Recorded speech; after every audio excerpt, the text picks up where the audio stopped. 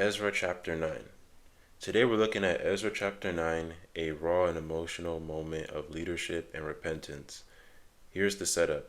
Ezra, a priest and scribe, has recently led a group of Jewish exiles back to Jerusalem from Babylon. Things seem to be on track, but almost immediately the leaders bring him disturbing news. The people, including priests and Levites, have intermarried with surrounding nations, and worse, the officials themselves have led the way. Why does this matter? It's not about ethnicity, it's about covenant. These neighboring peoples practice idolatry, and historically, intermarriage had pulled Israel away from God. The exile they just survived happened because of that exact pattern. Ezra watches them sliding right back into it.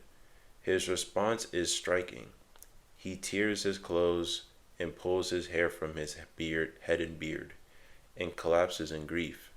He doesn't shout or excuse, he just sits appalled while others who fear God gather around him.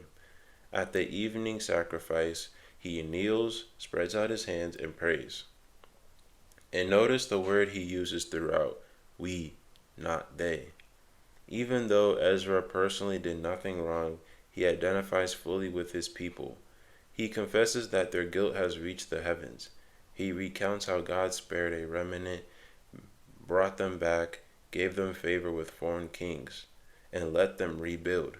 And after all that mercy, they've returned to the very sin that broke them. The chapter ends without resolution.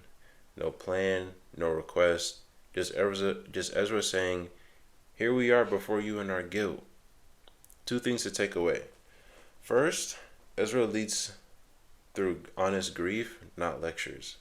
Sometimes sorrow moves people in ways anger can't. Second, he takes ownership of failure he didn't commit, modeling a kind of shared responsibility that's hard for modern ears, but central for the biblical worldview. Chapter 9 leaves us in suspense. What the community actually does about all this comes in chapter 10. But the lesson here is that real change starts with honest reckoning. That's Ezra 9. Thanks for listening.